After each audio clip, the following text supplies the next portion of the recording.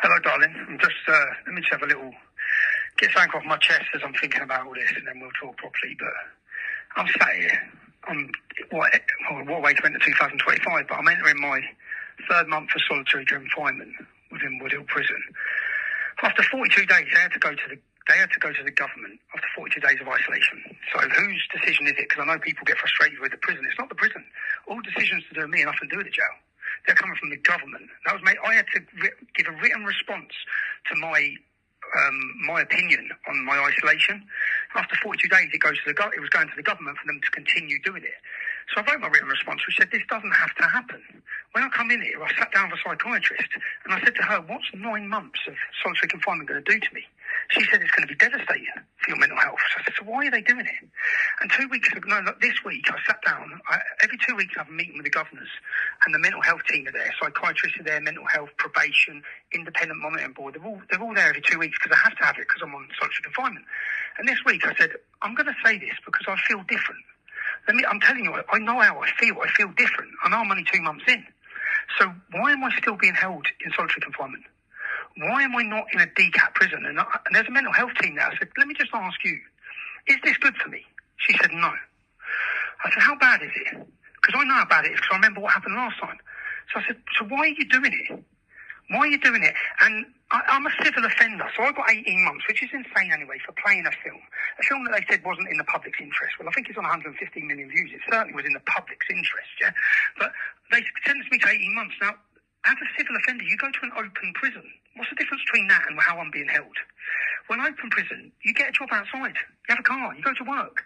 You go stay at home 5 days a month. You have town visits with your family. So that is the only prison you go to for committing civil offences. You're unshipped to a maximum security jail housing the worst Muslim gangs and jihadists in the country. And then they use that then to say you have to go on solitary confinement. And what is solitary confinement? Well, rapists and terrorists are not on solitary confinement. Jihadists aren't. Axel, who done his little stabbing spree, the Muslim lad, I was in Belmarsh on solitary confinement. He was 2 cells above me on healthcare. He's got a job. So they're not under solitary confinement. What day is it today? It's Thursday. My routine tomorrow, Friday. At 8:30, because people say, yeah, I've got the gym. I have got the gym. So at 8:30 in the morning, I'll get collected for the gym. I'll get taken over to another 8 empty unit. I'm on a wing with 16 cells. It's just me. Yeah. Then I get taken through 19 sets of doors to another unit. It's a high security, maximum security unit where I'm allowed to use a gym. I'm on my own. So they lock me in a little small gym area. So I go there on my own. They lock me in a gym. I work out. Yeah, I'll do an hour run. I'll go on the bike for an hour.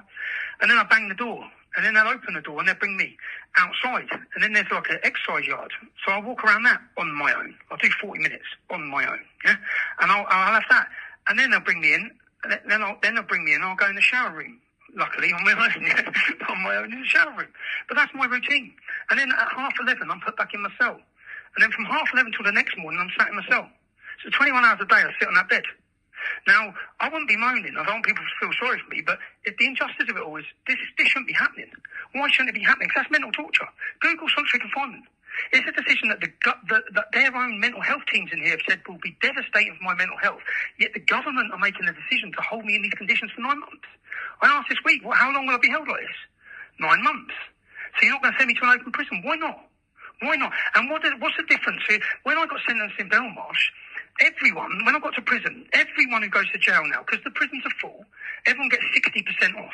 Not me. I wasn't allowed 60% off. So everyone does. Everyone. I'm in every single prison. Because I'm not a criminal offender. I'm a civil offender, so I shouldn't even be in it. I'm not a criminal offender, so I get the 50% off. They get 60. I think some of them get 70 from January.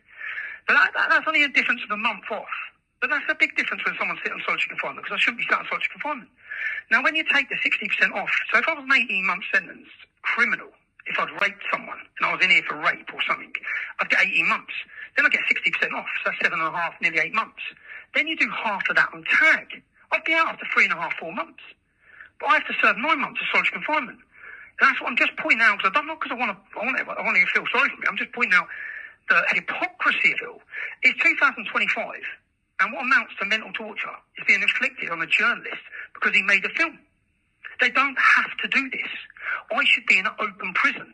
And if they're saying, if their excuse is they brought me here and they put me in isolation, I haven't asked them to isolate me.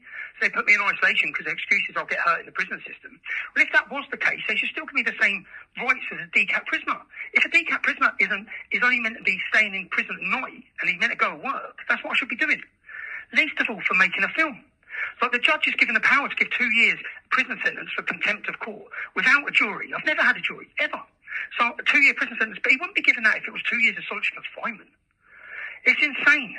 And as that continues, not just that, I now have the Attorney General has now invoiced me. They sentenced me to 18 months, put me on solitary confinement, and now they've charged me £81,000 that they want me to pay by the 7th of January. Well, guess what?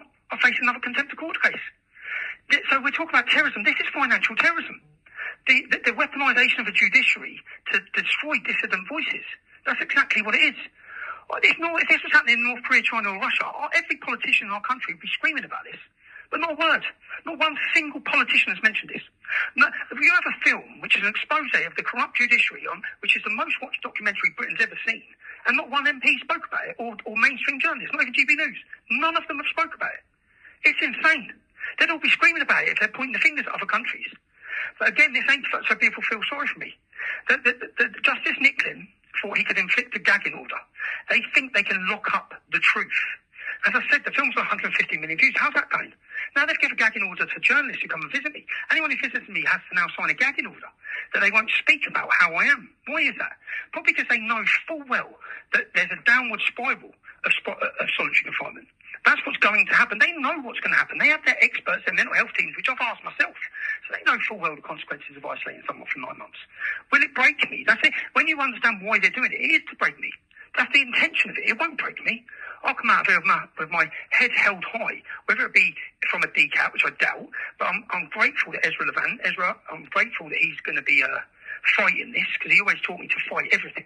He's been fighting this through the legal system. I don't have much hope in any of the legal system because there's no jury. I've never had a jury. I face a terrorism case on the 20th of March. Now I face a terrorism case because I didn't allow the police access into my phone. They stopped me under terrorism legislation at the border, and then they said, we know you're not a terrorist, but we have the power to do this. So you have the power, you abuse your powers. Terrorism legislation wasn't brought in so you can stop journalists at airports. Why do they want to get into my phone? Because my next episode and my next documentary, everyone's talking about Muslim grooming gangs today. Everyone. My next documentary proves that they're not just Muslim grooming gangs. They're Labour's Muslim grooming gangs. And we have covert recordings that make allegations against leading Labour politicians who were involved in sexual exploitation of children. They're politicians. That's why they stopped down terrorism legislation. And I have, as a journalist, I have a right to protect my source of information. So I didn't give them access to my phone. And that'll face a terrorism trial. How many journalists have spoke up about that? 0. How many politicians have spoke up or defended my name in that? 0. We have to rely on leading figures from around the world. I think today, Dutch politicians, Danish politicians, Polish politicians, Australian politicians, American politicians are speaking up. Where are the British politicians? Just think where we would be if it wasn't for Elon Musk. Where would this country be? Donald Trump, I don't believe, would have been elected. Where would we all be? We'd all still be under censorship. Still, people wouldn't know the truth. There is a mass awakening happening out there, and they can't stop it. So long as there's free speech. Free speech is the most important thing. Free speech is the hill I will die on. I played this film. I made that film available to the public. Not because they were gagging me, because they were gagging you. They're silencing you. They don't want you to see the truth. That's what this has been about. It's not about me. It's not about people like me. It's about the wider public not knowing what's going on. It's why Jess Phillips doesn't want a groom gang scandal. It's why all of them have acted day in, day out to cover this mess up, because the mess highlights their failures, government failures, open border immigration failures. Their failure to tackle these problems. And instead they crush us. How's that working? Have you silenced us? How many views is the film on? How many people are listening now?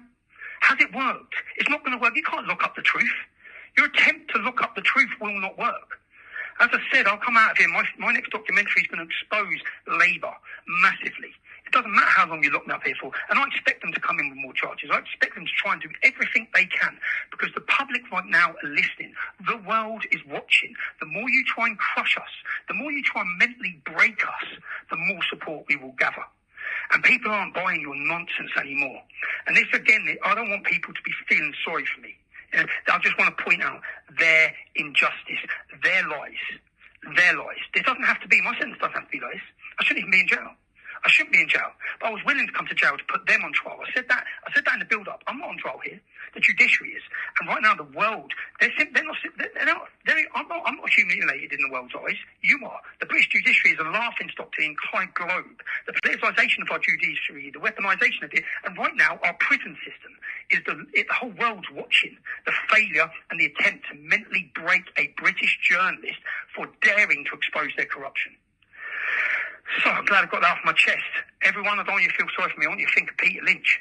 Rest in peace, Peter Lynch. Rest in peace, free every political prisoner. I hope that Donald Trump, as soon as he's brought in, frees the January 6th prisoners, because I can only think of the solitary confinement conditions that they're facing, that their families are facing.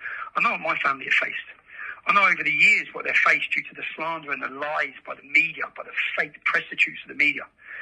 And to my kids, I absolutely love you and miss you. And every step and every move I've made, you have to follow it. And every sacrifice I make means you have to make sacrifices. So I apologise for that. But I hope I've taught you very special, important lessons in life. To stand up for what you believe in. Never cower, never bend. And don't be a coward. Always stand up for the truth. Because the truth matters. And in the long run, people will see. As they are now. So I love you and I miss you, kids. And Jay, I'm sorry about everything. So I love you all. All right. And I can't wait to be free. But until that point, our voices, the voices of survivors of sexual exploitation and Islamic grooming gangs, their voices are echoing around the world today. It's a great sight to see. I've sat in this cell. I may sound a bit of stress now, but I am stressed anyway. Do you know, I'm stressed because even when it comes to visits now, I don't want to go on a visit. And that's isolation. So I know what months of isolation does. You then don't want to go out. I don't want to come out of the cell door. I go every morning and I'll continue to go every morning. I'll continue to have every visit. But I find a visit difficult. That's madness. But that should not be inflicted on a person. They should not be free to do that. It's not happening to the jihadists. It's not happening to the rapists. They're not allowed to do it to them. Why are they allowed to do it to me? Because they've made me that toxic that everyone's too scared to even speak about it. Even the reform MPs won't speak up about the mess. But I'm grateful to, you see, all the journalism, all of our activism, all our content. The most important work we've done was during our time of censorship. And right now the world's watching it. And it's great to see. It's great. It's a great feeling for me. And none of that work would have been possible without the people who support my work and support me. The thousands of you who have wrote me letters. Every time, if I feel down in here, I'll just pick up my sacks of mail that are working through. I pick up my sacks of mail and I don't feel down. I feel inspired. So keep fighting, and I hope that this sentence and the film exposes their corruption. Love to you all, man. And good luck on the 1st of February, everyone. Good luck on the 1st of February, and make